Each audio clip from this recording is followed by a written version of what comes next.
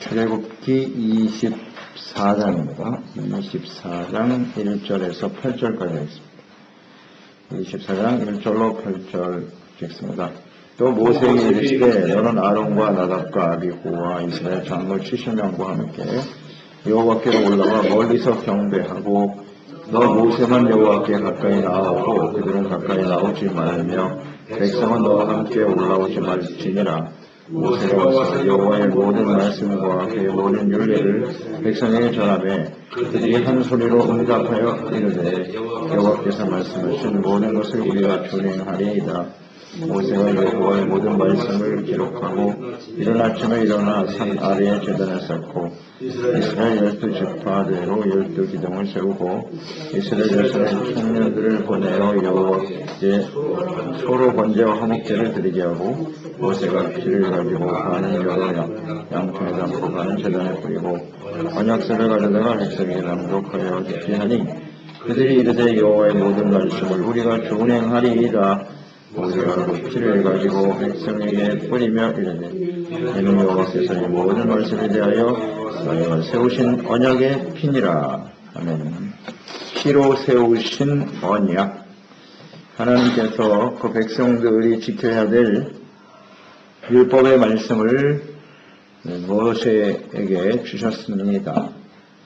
그리고 절기를 잘 지켜라 이런 말씀을 하셨죠. 구원의 은혜, 하나님의 은혜를 잊지 말고 예배를 통해서 하나님을 잘 섬겨야 될 것을 말씀하셨죠. 절기를 지켜야 된다는 것은 예배고 하나님의 은혜에 감사하는 것이라고 그랬어요. 감사. 그를 통해서 하나님의 말씀을 듣고 은혜를 회복하는 그런 시간이 되어져야 합니다. 그 이후에 이제 하나님께서 그 백성들과 언약을 세우시는 장면입니다. 모세와 아론, 나답, 아비후, 그다음에 70장로 그들을 산 위로 올라오게 하셨다 그랬습니다. 그러나 아론과 나답과 아비후 70장로들은 멀리서 경배하고 그랬어요. 가까이 나올 수 있는 사람은 모세밖에 없었다. 백성들은 아예 올라오지도 못하게 하셨어요. 올라오지도 못하게 하셨고. 이것을 보면 하나님께서 중보로 세운 사람들이죠. 모세, 아론과 나답과 아비후는 아론의 아들들이었죠. 제사장을 이어서 해야 할 차세대 일꾼들이죠. 그 다음 이제 백성들.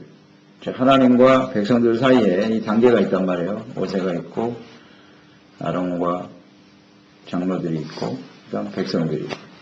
이것은 하나님이 세우신 질서예요. 질서.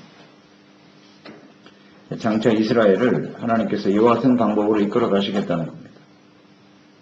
백성들과의 사이에 중보자를 세워서 그들을 통하여 하나님의 말씀을 전하고 또 하나님 앞에 죄사함 받으시는 길을 열어놓으셨도다. 그 역할과 사명이죠. 이걸 잘 생각해야 합니다. 역할과 사명, 질서. 모세, 아론, 장로들은 지도자들이잖아요. 백성들. 하나님의 백성들이 하나님의 말씀을 통해서 가장 먼저가 모세잖아요. 모세를 통해서 모세가 해야 할 일은 뭐냐? 그 사명을 한번 잘 생각해, 역할을 생각해 보면 3절에 여호와께서 하신 모든 말씀을, 이 말씀이란 무엇이냐면 출애굽기 20장에서 23장까지의 말씀인 거예요. 그래서 지금 모세가 하나님께서 들었어요. 듣고 모세가 해야 될 일이 뭐냐? 그것을 백성들에게 다 전했다. 그러니까 모세는 하나님과 백성들 사이에서 주시는 하나님의 말씀을 듣고 백성들에게 전하는 거예요. 말씀을 선포하고 전하는 거예요. 그게 가장 중요한 사역이에요. 그렇죠? 모세, 아론, 장로들, 그 다음 백성들이라고. 그러니까 가장 중요한 것이 하나님의 말씀이 선포되어지는 것입니다. 그게 모세 역할이에요. 그러니까 말씀이 있어야 돼요. 그래서 우리는 언제든지 하나님의 말씀이 중심이 되는 생활을 해야 되는 거예요. 말씀을 듣고 전하는 사역. 이거 뭐 예수님께서 다 하신 일입니다만, 그리스도라고 하는 그 직분 속에 이게 다 들어있습니다만, 선지자로서의 그리스도, 하나님의 말씀 받아서 증거하십니다. 말씀이 뿌리매로. 그 다음에 두 번째는 뭐예요? 아론과 나답과 아비후죠. 그 아론이 해야 될 일은 뭐죠? 아론의 역할은 무엇입니까? 제사장. 제사장의 역할은 뭐예요? 하나님의 백성들의 죄를 대속하는 역할이잖아요. 그러니까 뿌리메로가 말씀이에요. 말씀이 없으면 죄를 알 수 있어요? 없어요? 알 수가 없어요. 그러니까 말씀이 없는 아론은 아무 의미가 없는 거예요. 하나님의 말씀이 없는 예배는 아무 의미가 없다는 얘기예요. 그렇잖아요? 말씀이 없는데 말씀을 통해서 때 죄를 깨달아야 될 거 아니에요. 아, 하나님의 말씀이 이러한데 이 말씀이 어긋나는 건 다 죄구나. 이걸 이제 어떻게 할 것이냐? 아론을 통해서 회개하고 제물을 드리고 그래서 그 제사장을 통하여 하나님께 용서받는 겁니다. 용서받는 거예요. 그게 바로 아론의 역할이에요. 그 다음에 장로들의 역할은 뭐냐? 이제 삶의 현장에서 하나님의 백성들이 이제 하나님이 주신 이 질서에 순종해서 바르게 하나님을 섬길 수 있도록 지도하는 거죠. 지도 감독의 역할. 이게 장로들이 해야 될 일일 거예요. 이것이 하나님이 세운 질서예요. 질서. 그러니까 오늘 교회도 이건 그대로 이루어지는 거예요. 그대로 이루어지는 거예요. 하나님의 말씀을 전하고 제사장으로서 죄를 깨닫고 회개하고 용서받고 은혜 받을 수 있도록 우리가 주님을 섬기는 일. 백성들이 주님을 바르게 섬기기 위해서 이끌어가야 될 재직들.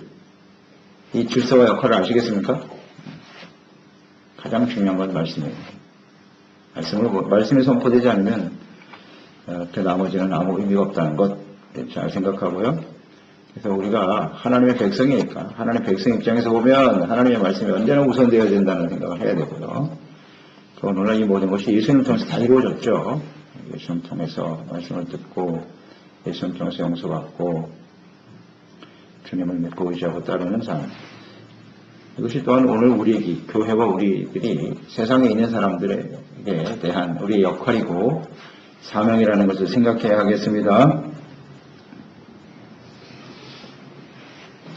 자, 모세를 통해서 전해주신 하나님의 말씀을 들은 백성들은 어떻게 반응하였습니까? 그들의 반응을 보니까 3절에 그들이 한 소리로 응답하여 이르되 여호와께서 말씀하신 모든 것을 우리가 준행하겠나이다.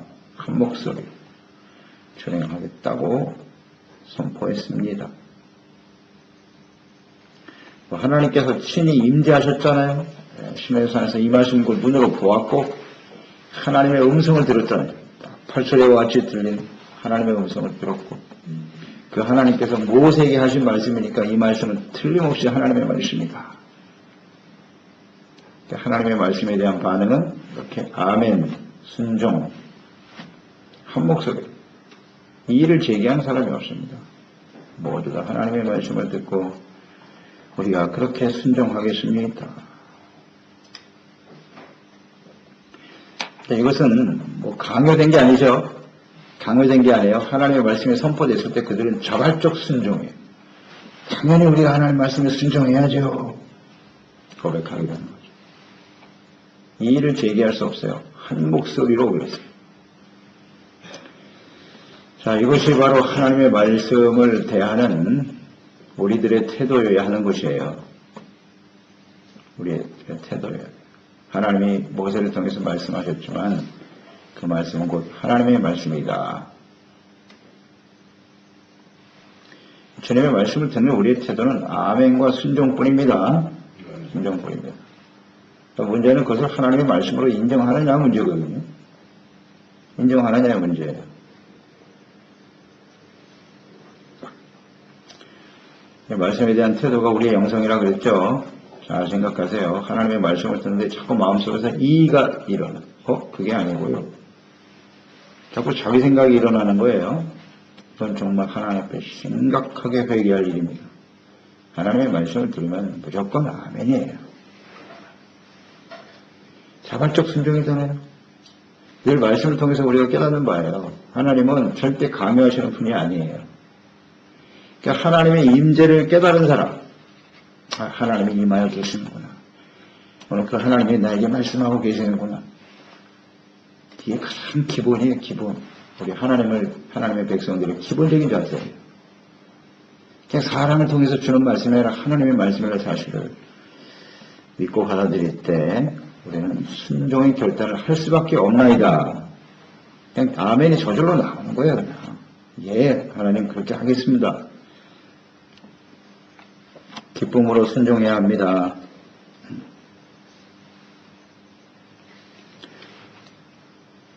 4절, 5절 말씀해 보세요.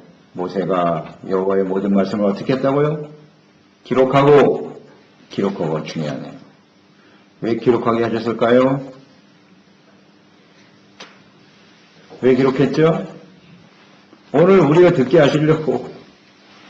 이 기록된 모든 말씀이 하나님이 이스라엘 백성들이 직접 들은 말씀이고 모세를 통해서 주신 말씀이 하나님의 말씀이라는 사실을 그 당대 이스라엘 백성들뿐만 아니라 그 후대의 모든 자손들이 다 하나님의 말씀으로 인정하고 순종하게 하시기 위하여 기록하게 하셨죠.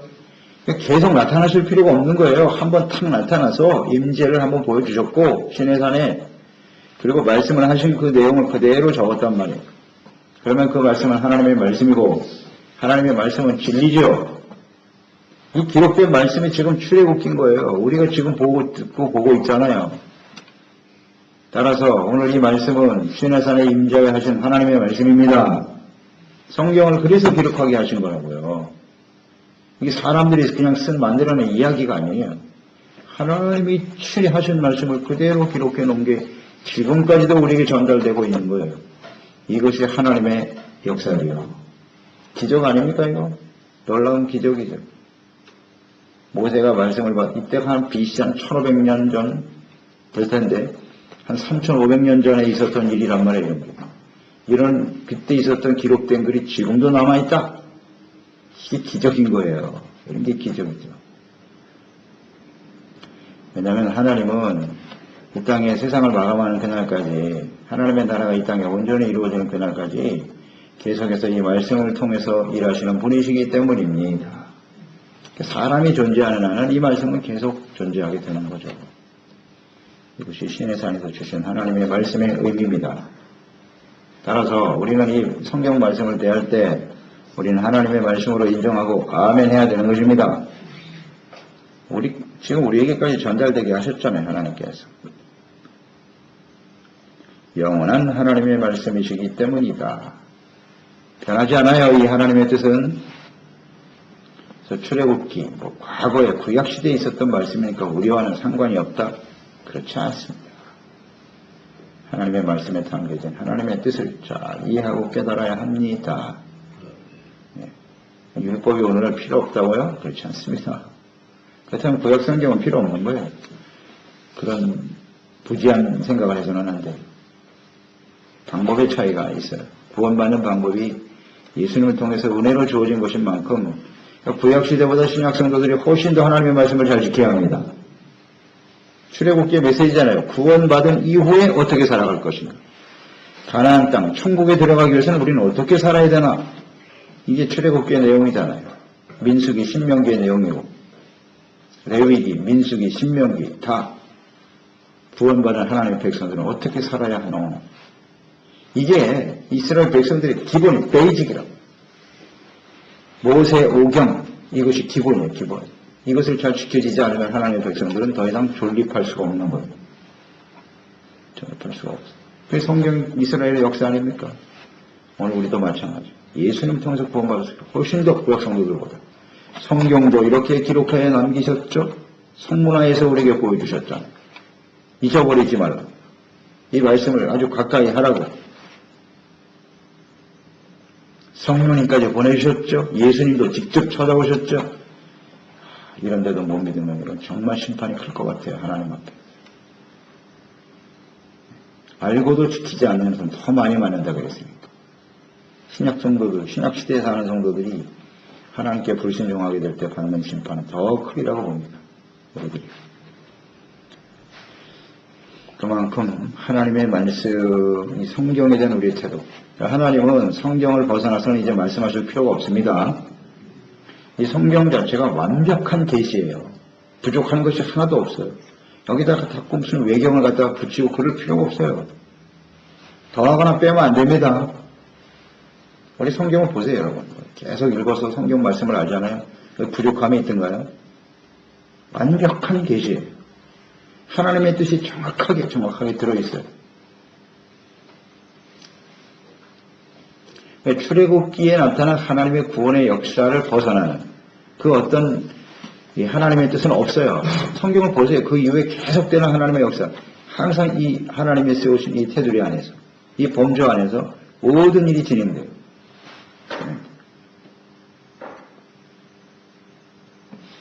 그건 아주 분명하죠. 하나님의 뜻은 그렇게 어렵지 않거든요. 성경이 66권이고 기록된 사람도 다 다르고 또 기록된 시대도 다르고 그런데 그 공통점이 있잖아요. 이렇게. 하나님의 그 구속사, 하나님의 사랑, 공의, 그 하나님의 속성이 그대로 들어있잖아요. 그 말씀들에. 그걸 하나님의 속성을 벗어난 것은 그건 성경이 아니에요. 하나님의 뜻이 벗어나는 것은 성경이 아니에요. 그 핵심적인 진리는 내나 같다는 거죠. 참 놀랍습니다. 하나님이 있으니까 이렇게 가능한 일이죠. 그래서 우리의 말씀의 태도는 아멘과 순종이어야 한다. 말씀을 기록하라 그랬어요. 그러니까 우리도 하나님의 말씀을 들었으면 어떻게 해야 돼요? 어떻게 해야 되겠어요? 기록해야겠죠? 어디에 기록해야 할까요? 골랐어. 마음속에 하나님의 말씀을 잘 기록해야 돼요. 그러니까 들으면 기록하게 하시는 또 하나의 이유는 뭐냐면 사람들은 너무나 쉽게 잊어버립니다. 잊어버리기 때문에 기록하는 거예요. 그래서 하나님의 말씀을 들을 때 기록하는 습관은 아주 좋은 거예요. 이렇게 듣고 돌아가면 잊어버리잖아요. 무슨 말 하는지 잘 모르잖아요. 자꾸 기록하는 건 좋은 습관이라고요. 뭐 책에다만 기록하면 또 소용이 없죠. 우리 마음속에 하나님의 말씀, 우리 신비에다가 잘 기록을 하는 그게 바로 묵상이죠. 계속해서 묵상하고 또 묵상하고. 그래서 말씀을 들은 사람은 기록해야 합니다. 네, 기록해야 돼요. 잊어버리지 않게 하려고. 그 다음 어떤 반응을 하셨나요? 말씀을 들은 하나님의 백성들은 어떻게 했죠? 산 아래에 제단을 쌓고 이스라엘 12지파대로 12기둥을 세우고 청년들을 보내서 여호와께 서로 번제와 화목제를 드리게 하였다. 자, 말씀 앞에서의 반응이죠. 주님의 말씀 앞에서 아멘 순종하겠습니다 해놓고 그 다음에 뭘 쌓았어요? 제단을 쌓아 거기다가 번제를 드렸더라. 무슨 뜻이죠? 어떤 의미일까요? 이게요. 12기둥은 이스라엘 12지파니까 이스라엘 전체를 의미하는 것일 것이고 그들이 하나님 말씀을 듣고 하나님 앞에서 제단을 쌓았더라. 제단은 예배를 드리는 것인데요.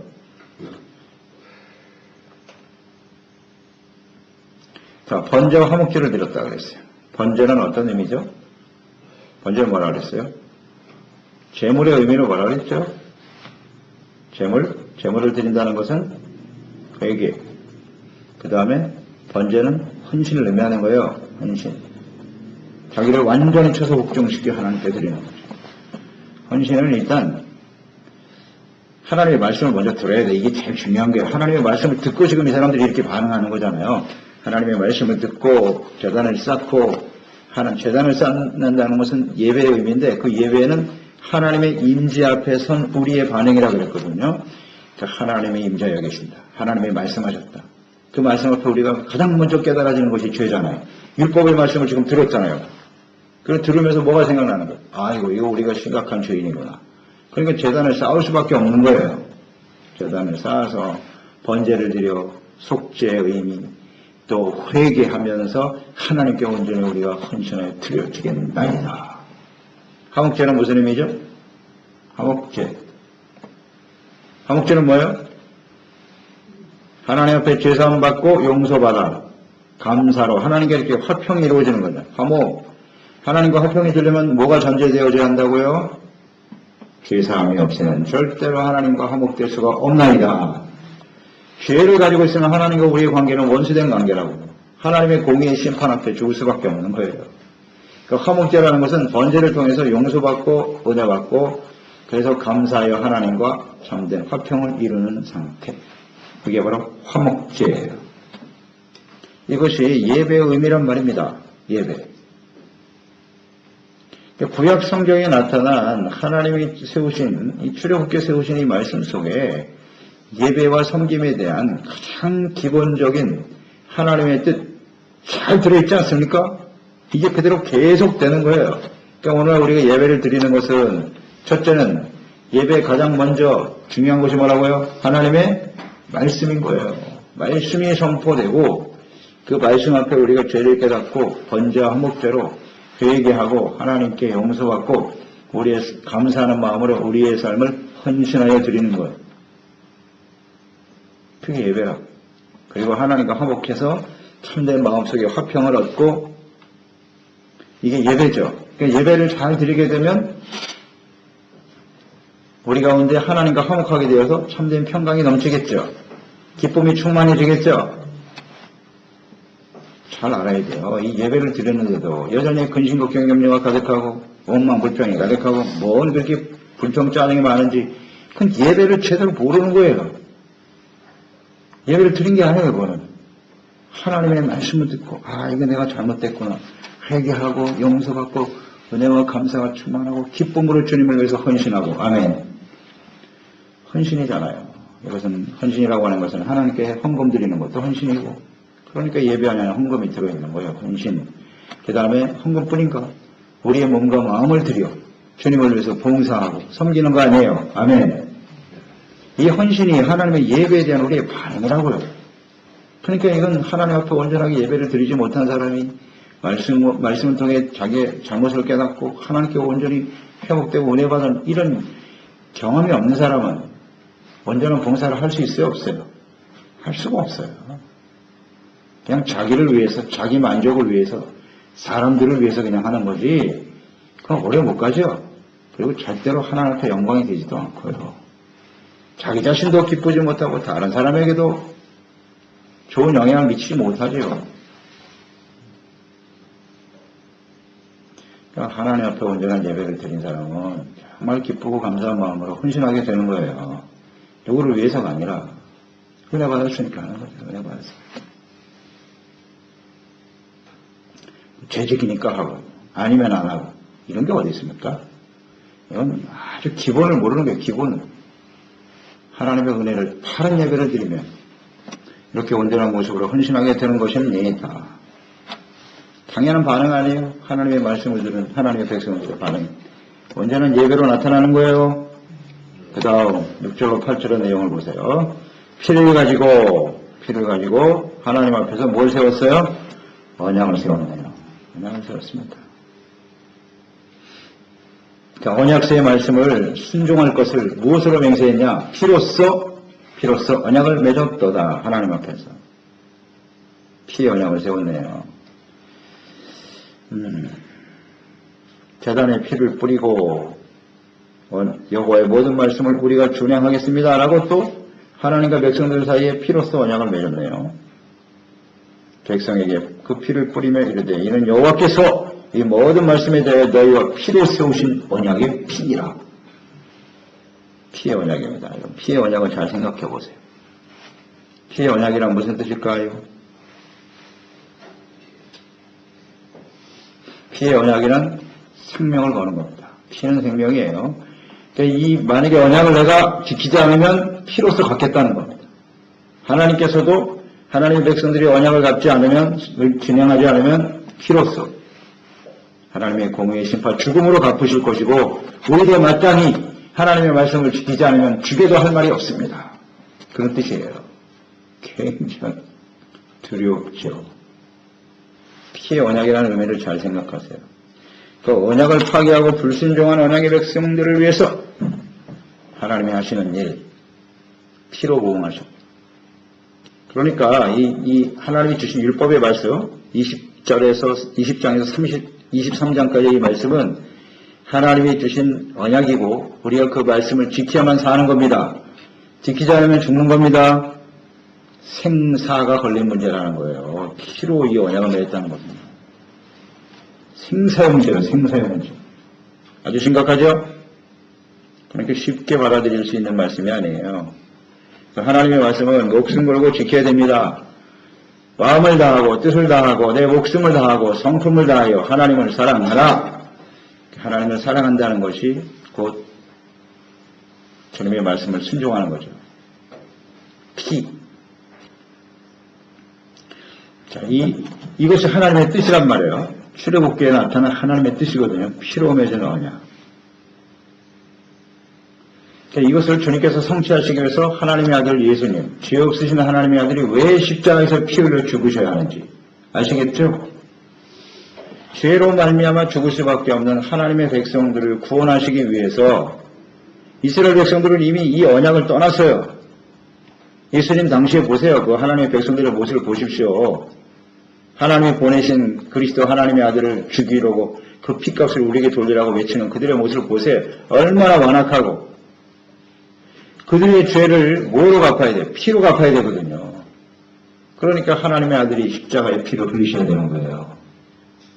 하나님의 언약은 피의 언약이라는 것을 잊지 말아야 하겠습니다. 피로 갚으셨어요. 그래서 피를 흘리셔야 되는 거예요. 이게 아버지의 뜻이에요. 그러니까 피 흘림이 없이는 죄사함이 없습니다. 죄사함이 없어요. 그러니까 우리가 하나님의 말씀을 어기고 불순종했다는 것은 그에 대한 피로 갚아야 된다는 거예요. 굉장히 중대한 문제라는 거죠. 중대한 문제. 그 피값을 예수님이 대신 치러주셨다. 우리가 죽어야 할 자리 예수님 대신 죽으셨다는 거죠.